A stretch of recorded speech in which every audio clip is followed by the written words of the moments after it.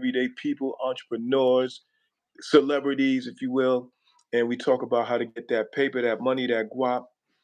Uh, Please introduce yourself. Hello, everybody. My name is Altheda, and I am the owner of Nyla's Naturals. We are a Connecticut based firm specializing in homemade beauty and skincare products. Started the company 3 years ago in New York, and since I've moved to Connecticut, we've expanded a little bit. So, we specialize in body butters, homemade body scrubs, lip, beard, and body oils. Okay, thank you. That was an earful. Now let's back up a little bit because Okay. um, tell us a little bit about you, where you're from, where you're born and raised in Connecticut. Did you live anywhere else? A little bit about your upbringing, how you went Okay. from being, how you got to this point. Because were you raised towards being an entrepreneur, or did you have an aha moment, or what have you? Right. So a little bit about me. Actually, originally from New York. I'm from the Bronx. Lived in New York pretty much all of my life, and then moved to Connecticut about a little over 3 years ago. As far as the entrepreneurial spirit, I would say I was inspired by my father. He was a realtor and the tax accountant. So I would say he had a lot to do with me deciding to be an entrepreneur because he always worked for himself. He was very, very, diligent as far as working for himself. And that's something that I really admired about him. I think what really pushed me to want to get into entrepreneurship, aside from, what I witnessed growing up, is the time that I spent working in the automobile industry and the different tactics that goes into selling, and just the whole sales process is something that I saw myself being able to do, but also not just at my 9 to 5, but for myself. I've always been the type of person that wanted to have something for myself. So we started the company during the pandemic. The job that I was at had closed down 3 years ago, and I said, you know what, now's a great time to start, and it's been pretty much up and running ever since. A lot of times entrepreneurship is done out of necessity because a lot of times we have stuff on our mind to do, Mhm. but we never have the Right. time to do it. And then when you get downsized or certain Right.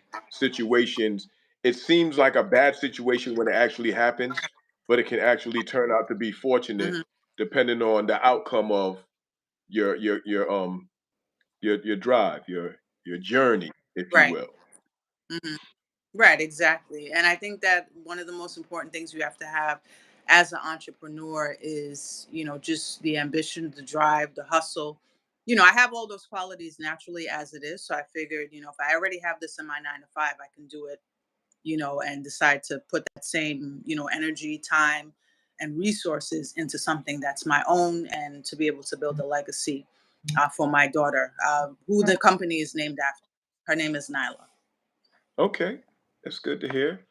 Um, Hmm. Give us a day in a life.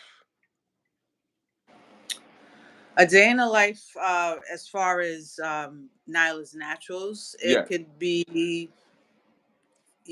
let's say if I'm have to fulfill, pretty much, make sure that I have all my products, my ingredients, everything together, especially if I'm preparing for an event or a pop-up show, pop-up shop. So basically I would try to like get everything together in advance, the ingredients, whether ordering things offline or going out and purchasing the items that I need, bring them back home, start making what needs to be made, and making sure I have the labels on, and depending on what the event is, just making sure everything is all set for the event. The tablecloth, the banner. There's a lot that really goes into it. All of my products are homemade, so I have to make sure that they're the right consistency. They're pretty much the way that they need to be. Prior to selling them and presenting them at whatever function that I'm going to, or if I'm mailing it out to a customer. All right. You just said when is the right consistency. What does that mean? Well, It's body butter, so even though the shea butter, it's more like a lotion type of formula, but I'm just like a perfectionist, so I like to make sure that it's feels smooth when you put it on your skin. It's not lumpy, it's not too greasy. So in order for it to be the right consistency, that means that I have to use the right amount of ingredients, the oils, everything that goes into it just has to be right, so that when you put it on your skin, it's smooth, it's an even feeling, it's something that's not too greasy, not too watery. So, Oh, doing it over and over again, I know how to do it. But for me personally, I don't just, hey, let me take all my ingredients and put them in the blender and poof. I actually still put oh. the time and effort in to make sure that I have a quality product. Okay, do you have something to show us? I do. I can get up and get something. Get up and get something. Go ahead. We want to see it. Uh, okay, give me 1 second. All right. Uh, I'm sorry, I'm not prepared the That's way I all right. should be, but I'll give you an example. For instance, this is the one of my products. It's the lavender chamomile body scrub. This basically is made with granulated sugar, lavender oil, olive, and coconut oils. It's basically something that you can use in the shower. So you would wet your skin, you apply it to your skin, and then you just rinse it off. It's great to use as an exfoliant. All of our products, as you can see, you can purchase them, directly through me, or you can purchase them on the website nalisnaturals.shop.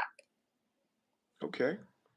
So again, this is the lavender chamomile body scrub, and you can purchase it online. This is the 8-ounce size. It retails for $20, and you can get them on the website. We have Instagram, we have Facebook, and you can purchase it either way, or at any one of the events that I'll be vending at. So,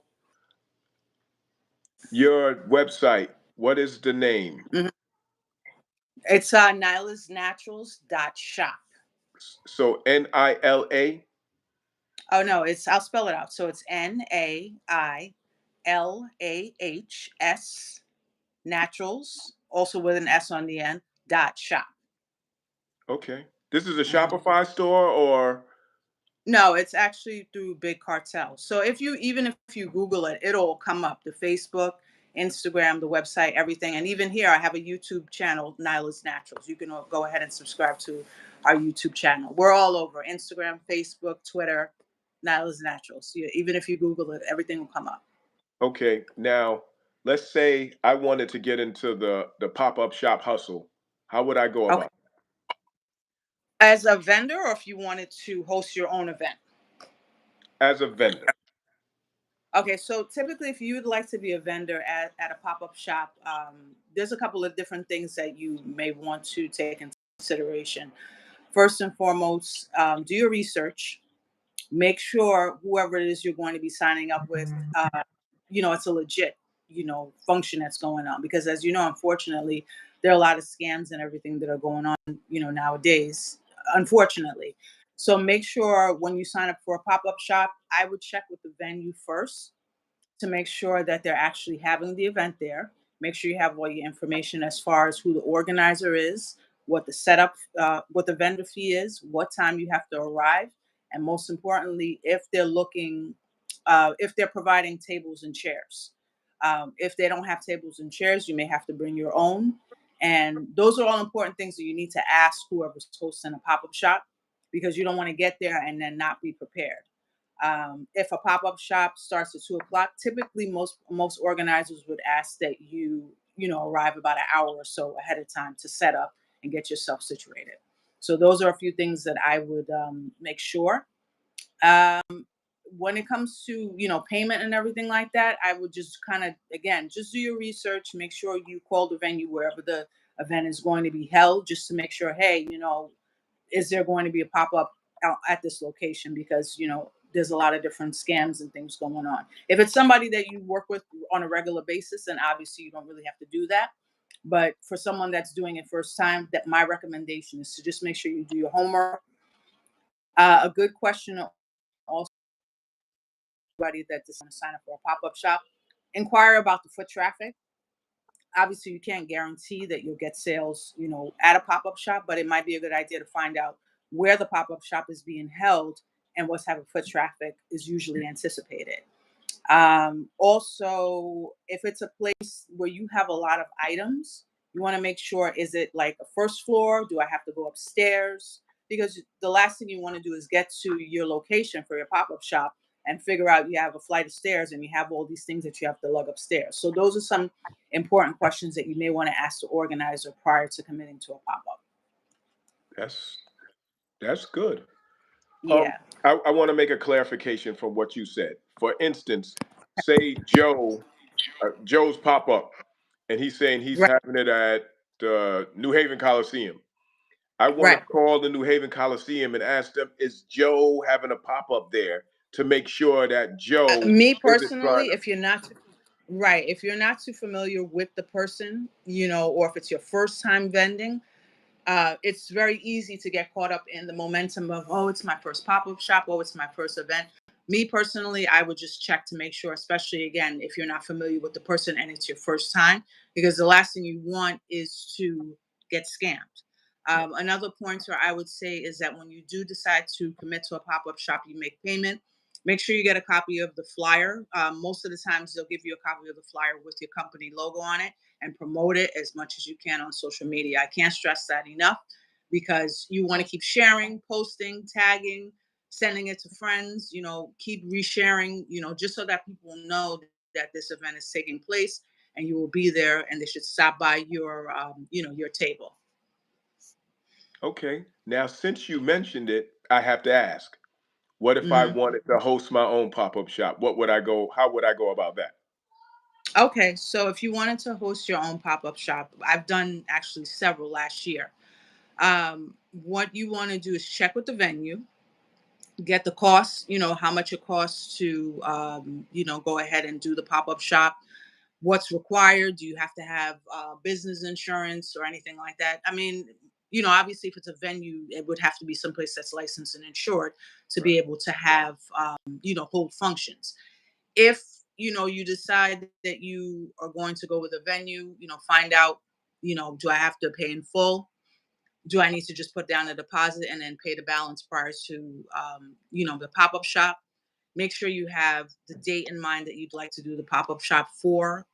It might be a good idea to also inquire as a host, are tables provided or should my vendors bring tables? That's because obviously that's something that your vendors need to know ahead of time. You don't want them to get there and not know whether or not they needed to provide their own table. So just little things like that, you just want to make sure. One other important thing that I would say when it comes to hosting your own pop-up shop, if you have a vendor that maybe has something like, let's say, alcoholic beverages or whatever, you may also want to just check with the venue owner to make sure that it's okay to have a vendor that might be selling like an alcoholic beverage, because you don't know what their policies are as Okay. far as having an alcoholic beverage on the premises. And obviously, you don't want that to be an issue. So that's just something that I would inquire about as well. Okay. So you said you've hosted as well. Yeah, I've hosted a few last year. All right. That's good to know. Because now I know if I want to partner with somebody and get into the hosting thing, I know somebody who knows how to do it. Right, right. Um I've done it. Sarah actually, the way we met is because she was actually one of my vendors at like three of my pop. That's how we know each other. oh, Yeah. okay. All hmm right. Well, I have to ask, hmm what do you prefer? Because sometimes people may host and may have too much responsibility. And some people want the freedom to be able to just do their thing, and others may want the responsibility to be able to get money from others, and you can still sell your stuff. Tell me the pros and cons of hosting versus. Well, I guess the thing. Well, I'll tell you the pros and cons. The pros, obviously, of hosting. Yes, it's a good way to help other small businesses get their names out into the community. It's promotion for their brand because you're sharing the event on social media on their behalf. They should be doing it too, but you also are doing it. um Obviously, it's a nice way to make a little extra money for yourself, to be able to take care of the fees that are associated with promoting the event, and any supplies and things that you have to buy for the event, maybe refreshments or anything like that. Cons that I've encountered personally, if a vendor, oh, I came, I really didn't mix, you know, you can't guarantee sales as a when you're hosting. It's up to your vendors to show up on time, make sure they promote the event on their social media just like you can't.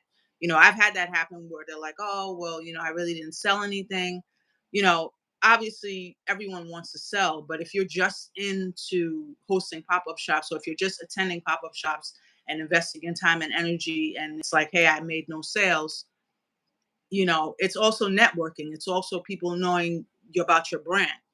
Obviously, you want to make back, hope to make back whatever it is you spent on your table and your chair, but that's not always the case because that's not how sales works. Okay. So, do you have a nightmare, a hosting nightmare, or a seller's nightmare that you could share with us? I wouldn't really say it was a nightmare. I mean, I had a pop up shop that was in Waterbury last year. I honestly, it was a learning experience for me because apparently there was something going on for Juneteenth, so there was literally no traffic. And I had a couple of vendors, oh well, I wanted a refund because nothing happened or I didn't make any sales, and I felt bad. But at the end of the day, you committed to this, and it says it was clear, on the website, no refunds. There was only one particular vendor that I actually winded up giving a refund back to. And she had a good point because where her table was located really wasn't the best spot, but she also came late. At that particular time, I figured it wasn't worth the headache. I gave her a refund and she went on her way. And plus, I had my daughter with me, so I wasn't going to go back and forth and make an issue. I'd rather just give her her money, not cause a scene, and you go about your way, and that's it.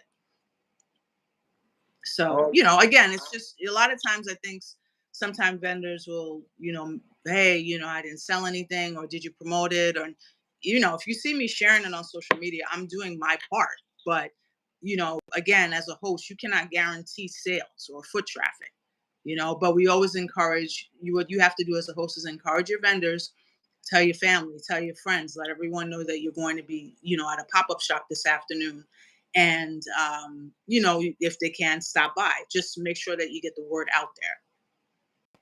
Hotspots. Are there any? Have you been doing this long enough where you could say, "Well, listen, I know if I host over here, it's good Hmm. foot traffic. It should be a good turnout. All my vendors should be happy. I could possibly even increase the how much I'm charging. That's how confident I am about this." Is there anything like that? Well, I mean, there's a venue in Hamden, and it's kind of been, hit or miss. I like that particular venue. It's been pretty good. And the feedback from vendors that have, come to that pop up shop, they've even posted it on when I had the Instagram page pretty active. It was pretty good. But again, it really just depends on the promotion, how many, if you're, telling people about the event coming up, that a lot of the promotion has a lot to do with foot traffic. Another thing to take into consideration is the time of day that you're having the pop-up shop. If it's on a Sunday, you don't want to do it too late, too early in the day, because a lot of people are usually Sure. sleeping in late or going to Yeah. church. Yeah. So, it's been a learning experience for me also, even, vending at pop-up shops. Hey, in the future, if I decide to resume, hosting pop-up shops, I've actually learned a lot from the ones that I've been vending at myself. Well, I remember when I was a kid, my grandmother used to take me to the flea market on Sunday. It, I, Right. I'm sure you know about them. Oh yeah, absolutely. Because I was living in New Haven then, so Hmm. it was every Sunday we would go down there. Would it be feasible to find a location and host there weekly and do pop-ups? In New Haven, No, I it could really, be Hamden, it could be anywhere, just a location that you feel is I, yeah, I definitely think, especially if the weather is nice and it's an outdoor location. If it's an outdoor location and it's not a day that's too hot, if it's like a location that's known for having a lot of foot traffic, you probably will do pretty well. so how would you go about that? Would you think you would have to sign a contract to lock it down for Absolutely. Absolutely. You should always get a contract, signed contract with whoever owns the space or whoever it is that you have to contact with. Always get everything in writing. You know, how many vendors are going to be there. You know, you need to make sure you have all that information so you can pass it along to whoever it is that's letting you rent out their space. You know, you want them to also know what's going on, and you want to also protect yourself as well. When it comes to things like refunds or anything like that, make sure that you have something in writing that your vendors could actually sign, knowing so that they know, listen, there's no refunds. This is a final sale. Okay. Okay. Have you, as an entrepreneur, have you experienced any haterism from any friends, family, etc.?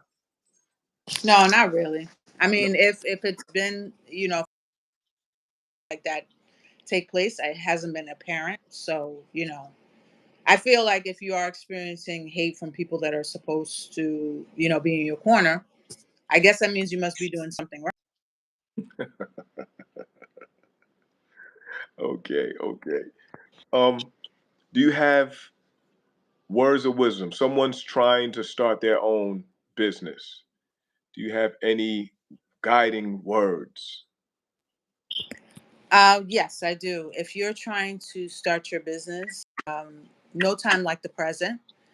Don't be afraid to take risks. And in the beginning, when you are just starting out, don't worry about getting everything perfect. Don't worry about having everything together.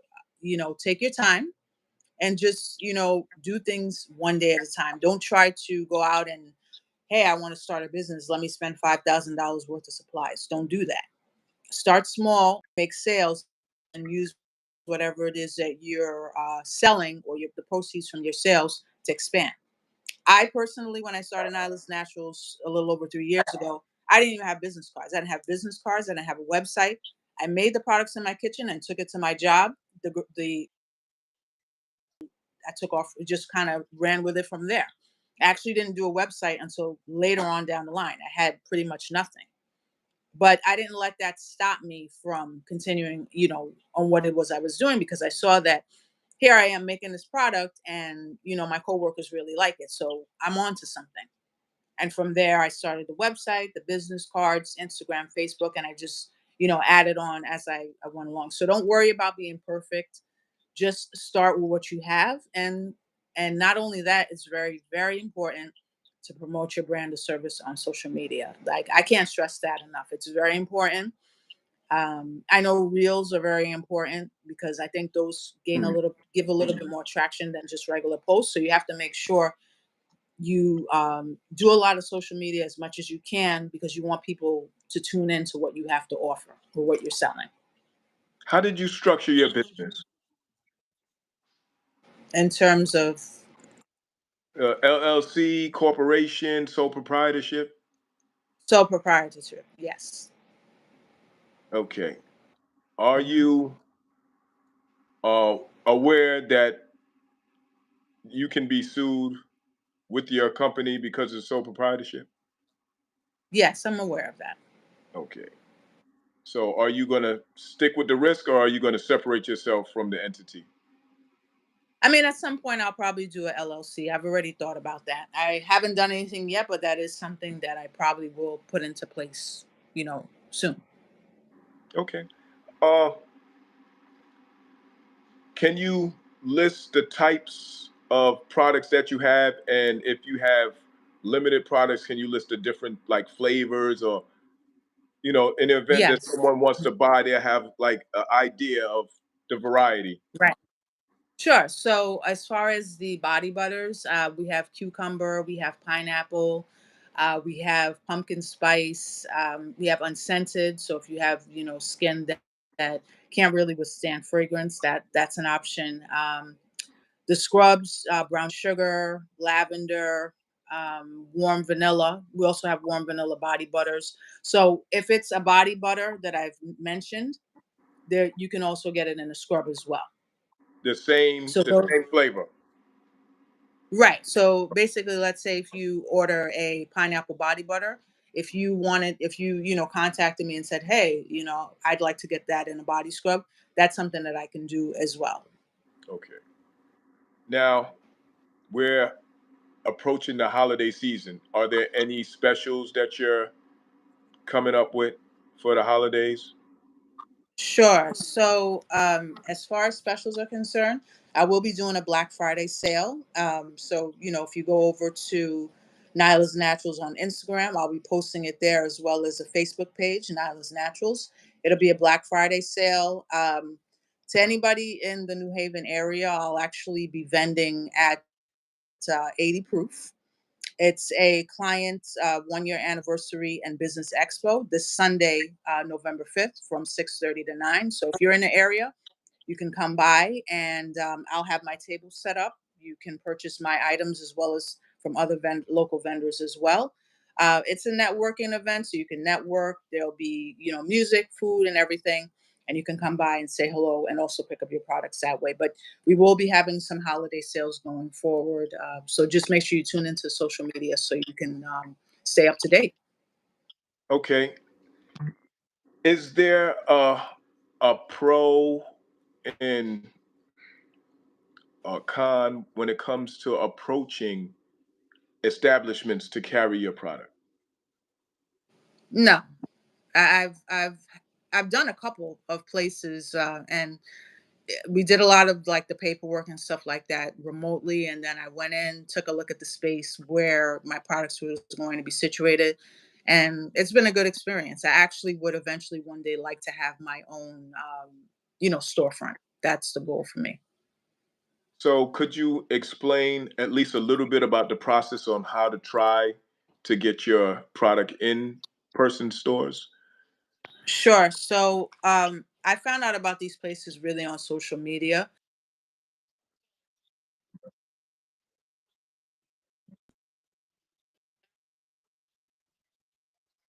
Don't know about the process. What is a good way to try to see if you can get your business into a retail establishment? Join a few of the Facebook business groups and just pitch it. Hi, my name is so and so. I make products, or I manufacture jewelry. Looking to partner or collaborate with any store owners to see if I can, sell my goods in your store.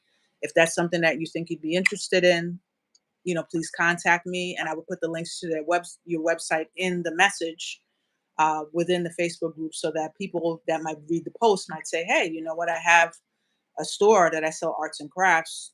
This person, let me check out their website and see if the jewelry or what products and service, what products they have might be a good fit for my retail establishment." So, do you do consignment or do they have to purchase it from you at a They discount? purchase it from. Oh, you mean so if somebody wants to well, the last one that I did, it wasn't like that. Basically, it was I paid for the time that I was going to have my product on site, and they take like whatever commission they take as, out of it, and then the balance obviously I keep for myself. Okay. So it was a commission base. All right. Right. So basically what happens is that I pay, let's say if I was going to do it for the month of June, I pay whatever the cost is for the month of June, and then I bring my products into the place that where it's going to be sold, and then I get a check for the sales, for the amount of time that my product has been in the store, minus whatever commission they take off the top for having my product in their establishment. Okay. So they get paid twice. I don't know if you would really say they get, yeah, in a sense, because they get paid for the monthly fee, and then Right. just there's like a little commission obviously they take off the top. But it's business, and I obviously right now don't have a retail establishment of my own. So if I have my product in your store, then obviously you have to make sure that it's something that can be profitable for you as well. All right. Well, this is just something to consider. That's why I said consignment. Um, Consider Hmm. looking for partners, whereas they don't make money unless you make money. That's what consignment is. They get a percentage Right. off every sale. So whatever don't sell, they don't make, because if you're paying to put your stuff in there, what if you don't sell nothing? Then Right. you're But out of that's the that. risk you take with yourself. Right. I Absolutely. But totally it's the risk you understand, but take.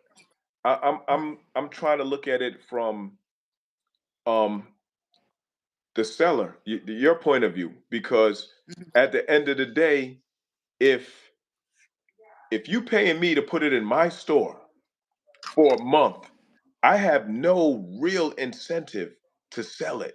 Of course, I will get a commission off every sale or however that's worked out, but I got paid at least Right. once. Right. So when it's a consignment thing, it's like, Mhm. okay, in order for me to make money, these have to be sold.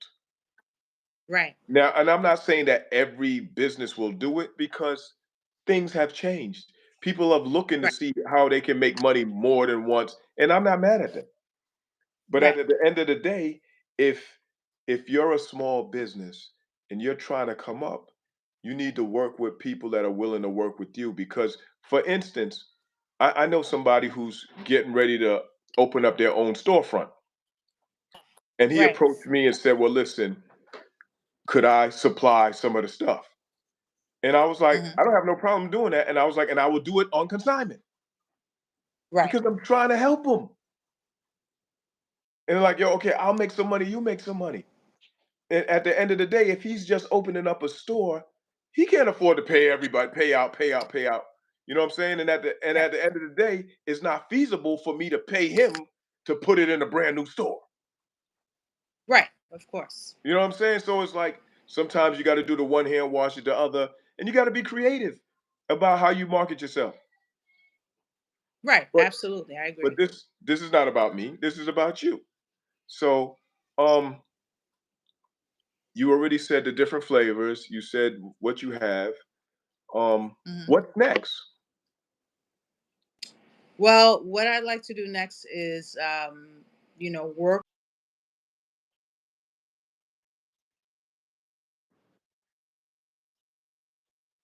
for men. Right now, we sell beard oil, but I'd like to do more products in the future for men also. Maybe like a body wash or, a beard balm, things like that. That's really what I'd like to do going forward. And I think I may also try to do some live selling, like how we are on live now. I haven't done that, but I think that's something I'd like to probably try to see if I could do more of, especially around the you know, holiday time. I have a nice amount of followers on Instagram, so I think that definitely would be advantageous to maybe do some live sales and engage with my followers more.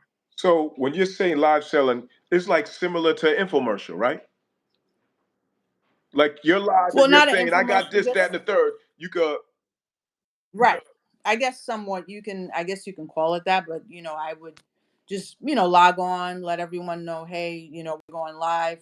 I'd let everybody know in advance, hey, we're going live at 5 o'clock today. Make sure you tune in and then just go live. Let everyone know what's for sale, what's coming up. And I think the live updates are good as opposed to posts as well, because people like things that they can watch, people like things that they can see, and that's why lives and reels are so popular, because people like to watch. I mean, you don't want something that's going to be super long, but as long as you're getting your message across, that's something important. So I think that's something that I need to do more of, lives, more videos and things like that. I That like that more. idea. Did you make that up or somebody else does that? No. No, I've heard of other, businesses doing live, we're going live about the sale, about an announcement. It's not something I've really done, so much, but I think that it would be beneficial for me to start doing more live, activities on Instagram and Facebook, to more, to try to see if I can engage more with my audience. All right. Bear with me because I'm trying to process this. It sounds great. Let's say Okay. we're live right now and you showed it. All right, I have this shea butter, boom, boom, boom. It's on sale for 29.99. Boom, boom. And if someone wanted to buy it, what would they do? They would hit a link, or how would that go?